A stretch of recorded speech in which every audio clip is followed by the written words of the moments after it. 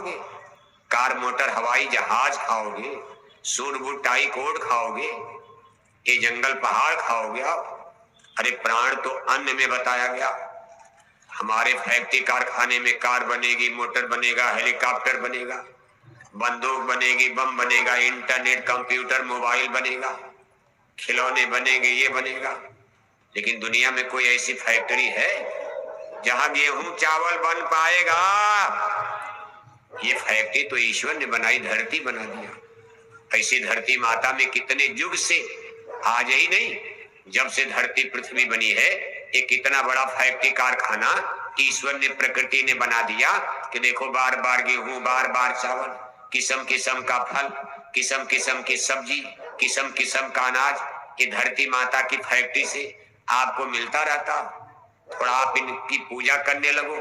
अरे भाई, जिससे कुछ लिया जाता है, करके एक प्रधानमंत्री जो दिल्ली में बैठे सबका राजा। अब यहां से आप शुरू करो, इन सब नेताओं को लिस्ट में जोड़ो। सरपंच हैं, जिला पंचायत सदस्य हैं, ब्लॉक प्रमुख हैं, एमपी हैं, एमएलए हैं, ये हैं, वो हैं, तो आपकी लिस्ट भर जाएगी। शराब पीने वाले पियक्कड़ नेताओं का रजिस्टर बिल्कुल भर जाएगा। तो फिर बताओ क्या देश का? शराब की बोतल पर अपने गांव का राजा बनाओगे, सरपंच बनाओगे, तो गांव में गरीबों की, बहन बेटियों की इज्जत आबरू बचने वाली है? गरीब प्रजा को कभी न्याय मिलने वाला है? तो राजा ही शराब पिएगा, अंधे नगरी चौपट राजा, और टका सिर भांजी, टका सिर राजा ही दारू पीकर टनाटन। आप जाओगे, बाबूजी बड़ी गड़बड़ी, हमको गांव में सता रहा, मार रहा, और प्रधान जी, सरपंच जी शराब पीकर टनाटन है, उनके कुछ समझ में दया मया आएगी? क्या आप पर रक्षा करेंगे? क्या आप पर दया करेंगे? क्या मदद करेंगे? उनके अंदर न दया है न धर्म है। यही हाल पूरे देश का, बल्कि पूरे विश्व का हो चुका है। इसलिए संसार विश्व युद्ध के खतरे में इसीलिए जा रहा, इसीलिए संसार में अब विश्व युद्ध तो होगा ही, गप मत समझना। अब हम कोई ये आकांक्षा नहीं कर रहे हैं कि विश्व युद्ध ही हो जाए। जैसे भगवान श्री कृष्ण ने अवश्य जानते थे कि कौरव पांडवों का महाभारत युद्ध अवश्यम भावी है, होगा, लेकिन फिर भी उन्होंने एक अच्छी भूमिका निभाई, युद्ध को टाला जाए। युद्ध कभी अच्छा नहीं होता, इसलिए खुद देखो शांति दूत बनकर कुरु राजसभा में हस्तिनापुर पहुंचते और जाकर दुर्योधन को समझाने की कोशिश करते। लेकिन दुर्योधन कितने उदंड है, एक आदमी की गलती और सारे संसार को भारी पड़ गई। गलती एक आदमी की। वैसे राजा तो धृतराष्ट्र थे, लेकिन दुर्योधन के सामने राजा धृतराष्ट्र भी मूक दर्शक हो गए। भीष्म पितामह, गुरु द्रोणाचार्य, कुल गुरु कृपाचार्य, ऐसी संसार की महाशक्तियां भी दुर्योधन के सामने, और देखो घुटने टेक दिया और चली दुर्योधन की। और दुर्योधन के विचार इतने गंदे, मानने को कौन कहे। उसने वासुदेव श्री कृष्ण को भरी सभा में गाली देना शुरू कर दिया, और तब भगवान के नाराज हो जाते हैं और जाकर पांडवों से कहते हैं, ऐसे दुष्ट दुर्योधन को अब कोई नहीं समझा सकता। अब इसका एक ही उपाय है, युद्ध होना ही होना।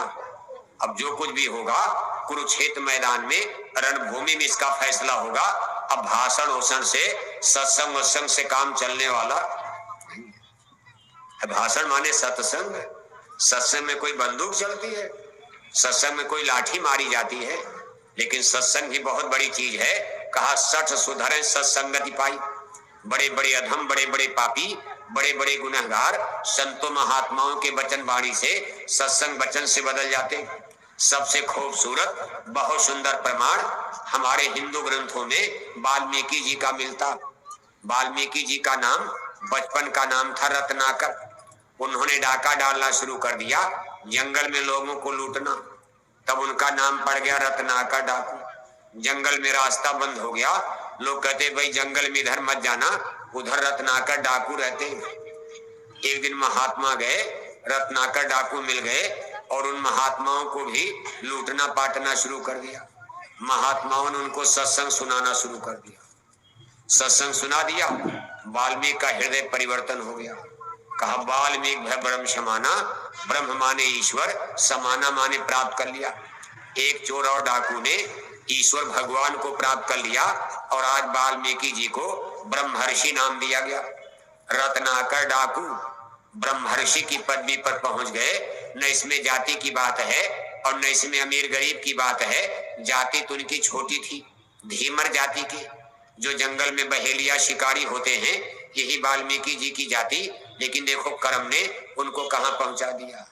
वाल्मीकि जी ब्रह्मर्षि बन गए और ब्रह्म को पाकर ब्रह्म ज्ञानी कहे गए। राम के जन्म के पहले उन्होंने रामायण में घोषणा कर दिया, अवधपुर में ब्रह्म का अवतार होने वाला। इतनी बड़ी ज्ञान शक्ति, दिव्य दृष्टि प्राप्त हो गई कि प्रेजेंट, पास्ट एंड फ्यूचर, भविष्य के जानने वाले बन गए।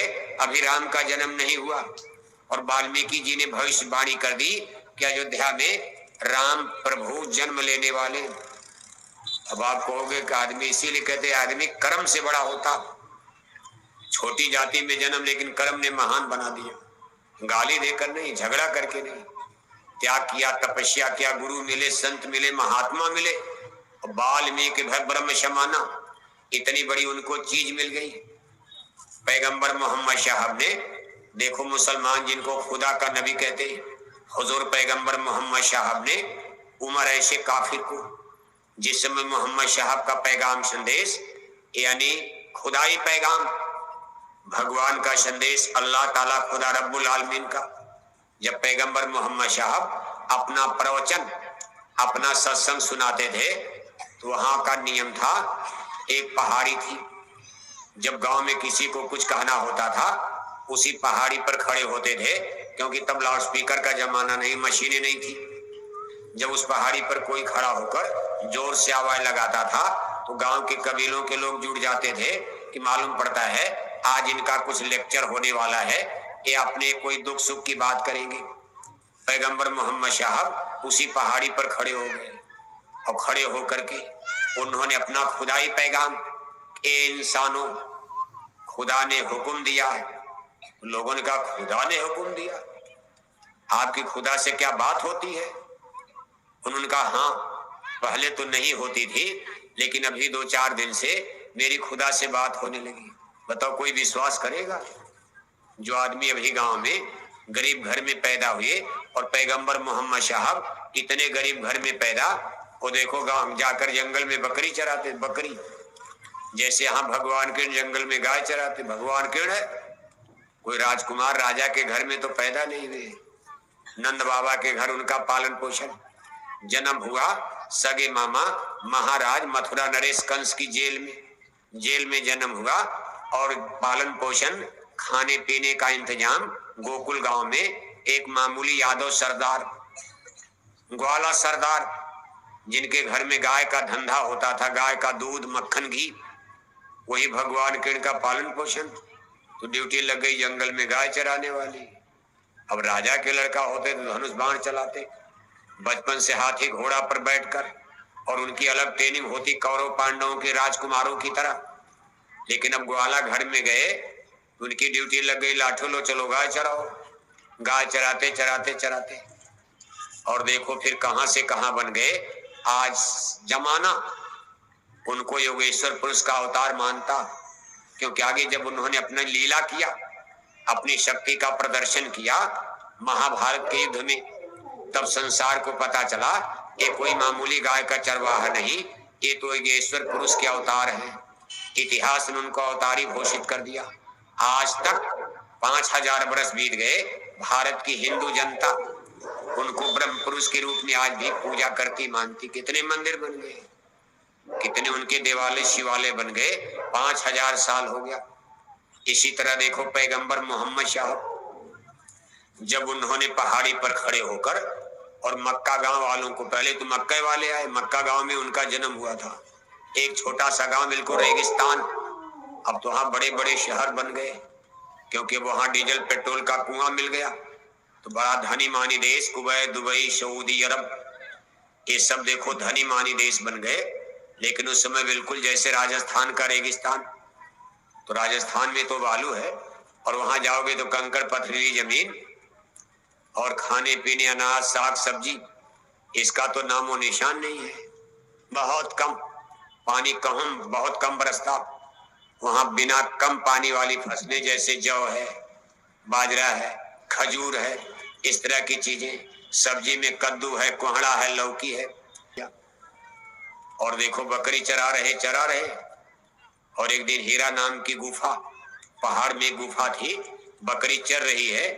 कोई डर किसी खेत, कहाँ खेत है ही नहीं, किसी का खेत क्या खाएगी। बकरी उधर चर रही, ये उसी गुफा में घुस जाते थे धूप ऊप से बचने के लिए।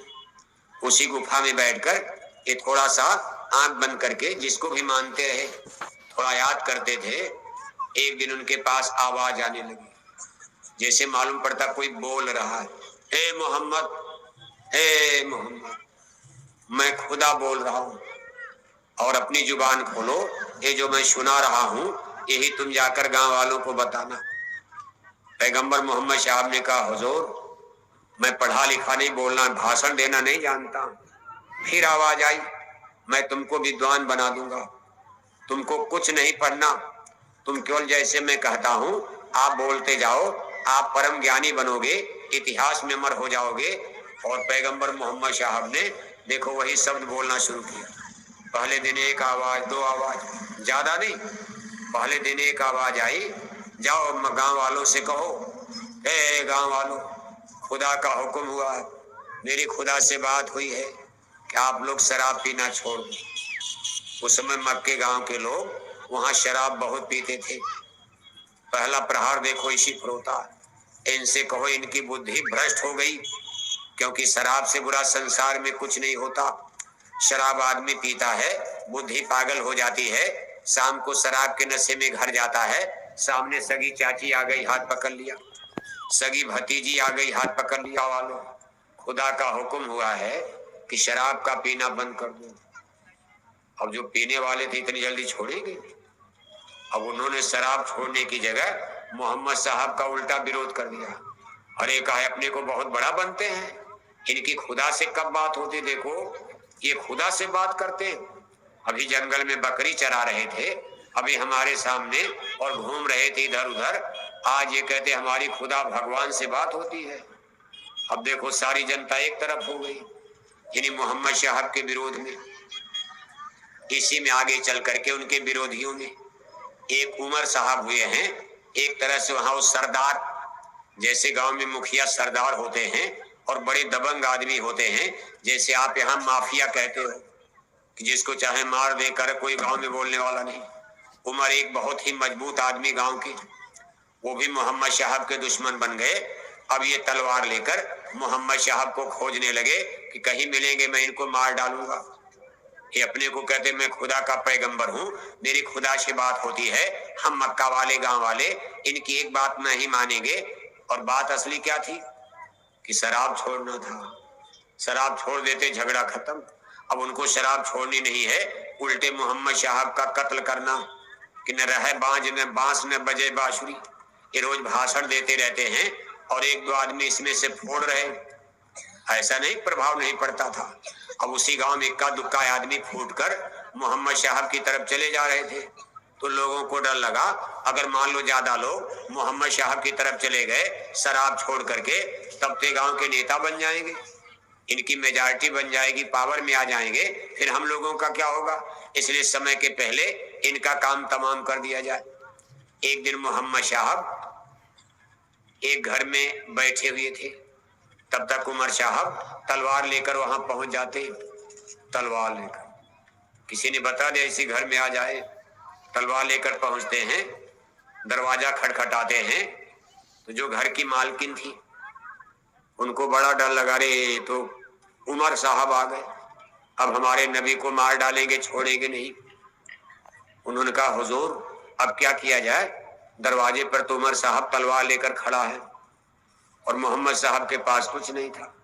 मोहम्मद साहब ने कहा चिंता मत करो, मेरे पास खुदा है, मेरे पास तलवार तो नहीं है लेकिन मेरे साथ खुदा है, भगवान है, आप दरवाजा खोल दो। अब वो बेचारी देवी डर गई, घर की मालकिन डर गई कि अगर आज मेरे घर में पैगंबर साहब को उमर साहब मार डालेंगे तो मेरा कितना बड़ा मुझको पाप लग जाएगा, गुनाह लग जाएगी। लेकिन हुजूर मोहम्मद साहब कहते हैं तुम कतई मत घबराओ, दरवाजा खोल दो, उमर को मेरे सामने आने दो। दरवाजा खोल दिया गया, उमर तलवार लेकर ऐसे ललकारते हुए मोहम्मद साहब पर उठा लेते।